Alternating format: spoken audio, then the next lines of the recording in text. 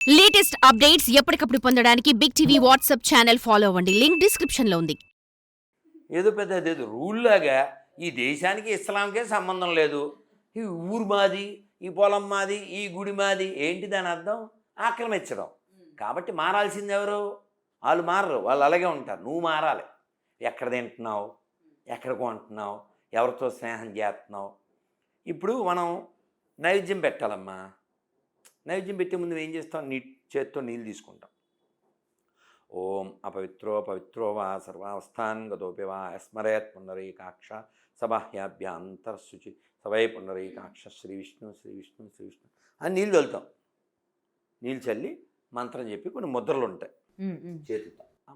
అలా మంత్రోచ్చారణ చేసి గంట కొడుతూ నివేదన చేస్తాం. అది మన దృష్టిలో పవిత్రం. వాళ్ళ దృష్టిలో అది వాళ్ళ పవిత్రం. ఇప్పుడు మారాల్సింది ఎవరు? నువ్వు కదా. కొన్నిట్లో ఉమ్ము, కొన్నిట్లో ఆ సూత్రం వాళ్ళ మూత్రం. వాళ్ళ తప్పే ఉంది. అది వాళ్ళకి టేస్టు. మొన్న మధ్య పానీపూరిలో ఉప్పు లేదు, వాళ్ళ పానీ కలిపి చేశారు. కాబట్టి మారాల్సింది ఎవరు? ఇప్పుడు ఇందాక వస్తున్నాం, ఎక్కడో తినేస్తున్నారు. తినే ఎదవలంతా మన ఎదవలే. ఎక్కడ తినాలి, ఎక్కడ కొనాలి. అందుకని నేనేం చెప్తా అంటే, ఎక్కడైనా ఉపన్యాసంలో హిందీలో దేకండి, లేదా తెలుగులో దేకండి, ఏది బెటరో మీరు డిసైడ్ అవ్వండి. హిందీలో దేకడం అంటే తెలుసా? చూడడం. తెలుగులో దేకడం అంటే కూడా మీకు తెలుసు. కాబట్టి ఎవరు మారాలంటే హిందువులే మారాలి ఈ భూమి మీద, అంతే. హిందువులు మారకపోతే ఇలాగే ఉంటుందమ్మా, అంతే. గురుగారు, జర్నలిస్ట్ పైన ఎందుకు దాడి చేశారు? జర్నలిస్ట్ పైన ముఖ్యంగా మనం కేవలం మన మాటలేవు. సేమ్ ఇదేనా? మతం గురించేనా? అంటే అతను జర్నలిస్ట్ కాదు. టైటిల్ చూడలేదా నువ్వు? జర్నలిస్ట్ రూపంలో వచ్చిన జంతువు, అది టైటిల్. చూడలేదు నువ్వు? చూస్తావా? ఒక్కరోజు 50-60 వేల మంది చూశారు. ఎందుకంటే గొర్రెది. ఓకే. వాడేమో వాట్సాప్లో గురువుగారండి ఎప్పుడో వింటావా సరదాగా?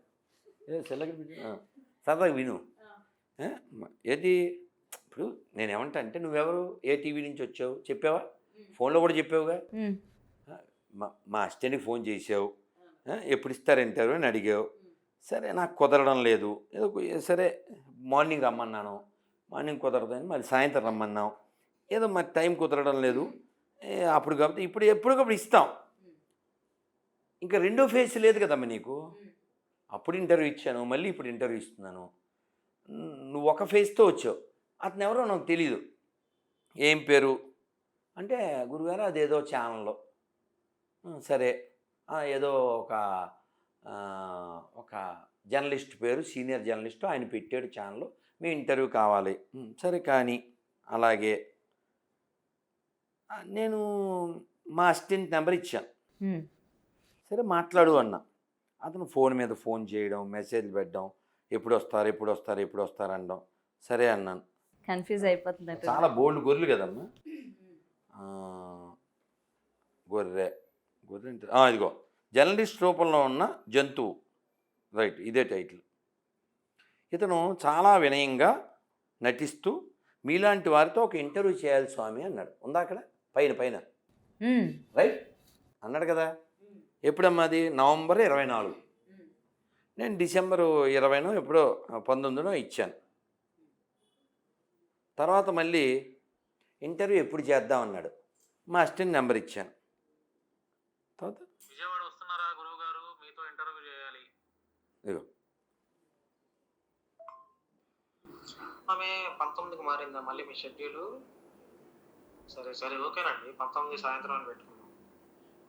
కానీ మంచి ఇంటర్వ్యూ అవ్వాలి ఇది గురువు గారు. మోడీ గారైనా దొరుకుతున్నారు కానీ మీరు దొరకట్లేదు గురువు గారు, అంత బిజీ అయిపోయారు. సో ఇలా మనం ఏమనుకుంటాం, మీలాగే ఒక అని అనుకుంటాం కదా. సో అతను వచ్చినప్పుడు అతనితో పాటు ఇంకో 4 గొర్రెలు వచ్చినాయి. ఏమన్నాను? 4 గొర్రెలు వచ్చాయి. నలుగురు వచ్చారు అనాలిగా. అన్ని మొఖాలు తెలిసిపోయినాయి, గొర్రెల మొఖాలు. అయినా కూడా సరే ఎవరిష్టం వాళ్ళది అని మనం, ఏంటన్నా ఎంతమంది వచ్చారంటే, ఏదో చూద్దామని వచ్చాను. సరే, గొర్రెలు మనకు మొహం తెలిసిపోద్ది స్మెల్. సరే కూర్చోమన్నాం. ఆ తర్వాత ఇంటర్వ్యూ మొదలుపెట్టే ముందు అందరికి బొట్లు పెట్టుకోండి అన్నాం. బొట్లు పెట్టుకునేటప్పుడు నో అన్నాడు. బొట్టు పెట్టుకుంటే ఇంటర్వ్యూ ఇస్తా, లేకపోతే ఇవ్వనన్నాను. వాడికి దిక్కు లేదు, అందుకని పెట్టమని అన్నాడు. మీరు వీడియో చూడొచ్చు.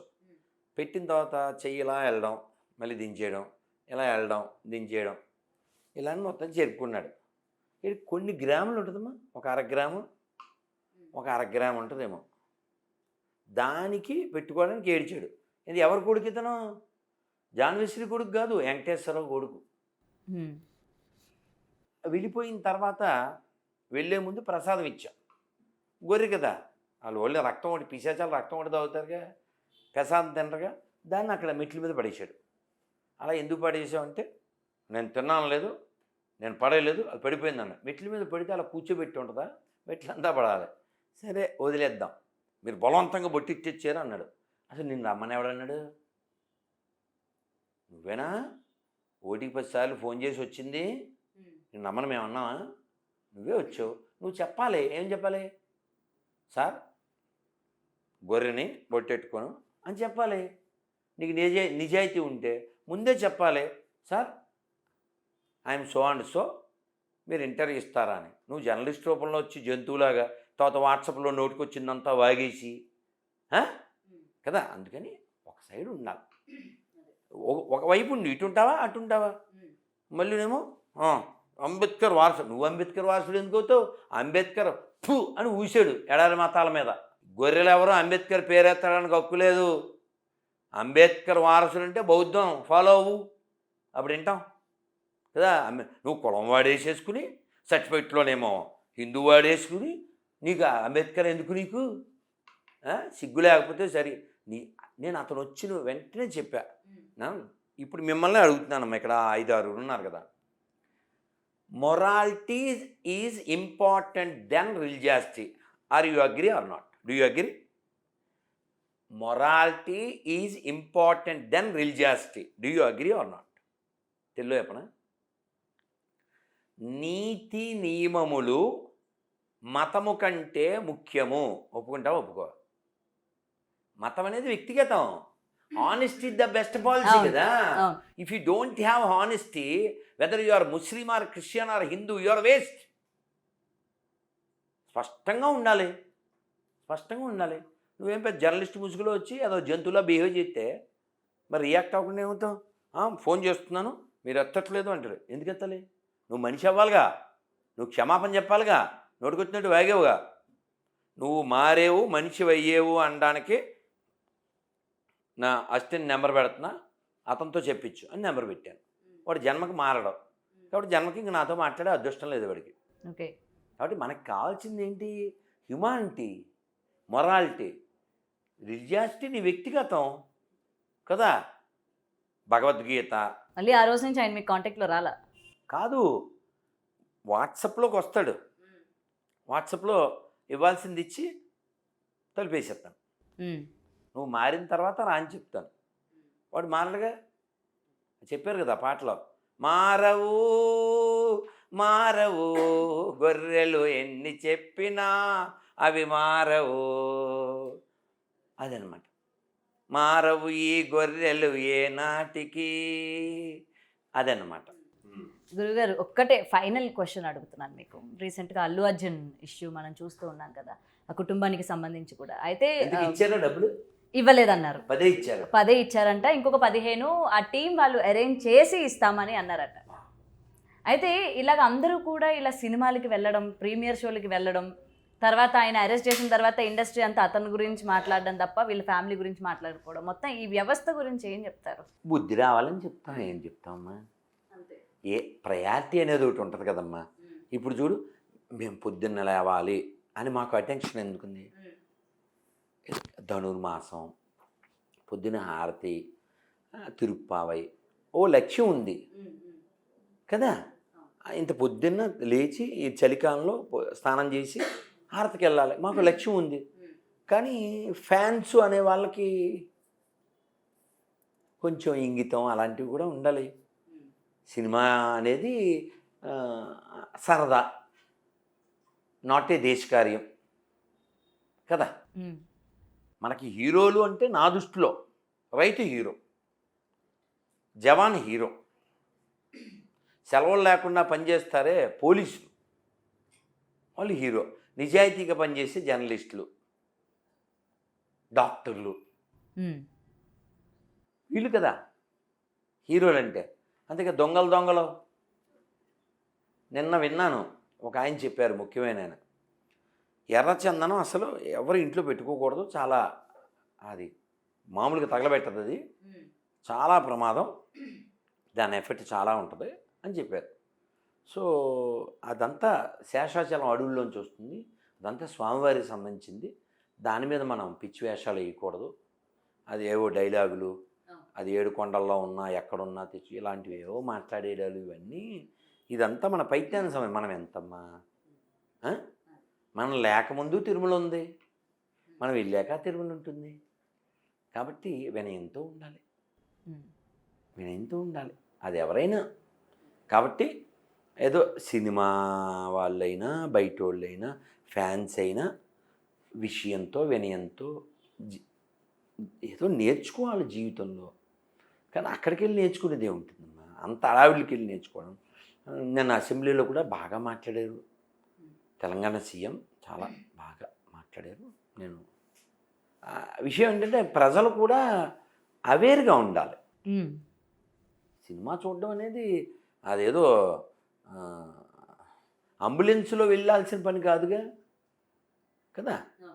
సో కాబట్టి సినిమా వాళ్ళ వ్యాపారం, నీకేం పని, వాళ్ళ వ్యాపారం. 10 రూపాయలు బిస్కెట్ ప్యాకెట్ 10 రూపాయలకే కొంటాం మనం, 11 రూపాయలు కొనం కదా. ఆ మాట అతనే చెప్పారు. చాలా మంచి, కానీ జనాలు మాత్రం కొనాలి, తప్పదు. అది వాళ్ళకి సంబంధించిన విషయం కదా. నీకు ఇప్పుడు నువ్వు ఇప్పుడు భోజనం చేస్తావా, టిఫిన్ చేస్తావా, పండ్లు తింటావా, పాలు తాగుతావా, అది అప్ టు యూ. సేమ్ అలాగే అది కూడా. కాబట్టి జనం మారితే చాలు, అంతా సెట్ అవుతుంది. అంత ఎవరైనా, ఒకళ్ళు రాజైనా ఒకళ్ళు బూజైనా జనాల చేతిలో ఉందమ్మా. మనం చూసాం, ఎలక్షన్స్లో చూసాం, సినిమా వాళ్ళలో కూడా చాలా పెద్ద పొజిషన్కి వెళ్ళి కింద పడిపోయిన వాళ్ళని చూసాం. కాబట్టి జనాల చేతిలో ఉంది. జనాలు సరిగా ఉంటే అంత సెట్ అయిపోతుంది, వాళ్ళదే ఉంది. కానీ వాళ్ళకి పాపం పిల్లోడు బ్రెయిన్ డెడ్ అంత కిందకి దిగజారిపోయి సినిమాల కోసం కొట్టుకుని చచ్చిపోయి అంత ఉండకూడదు.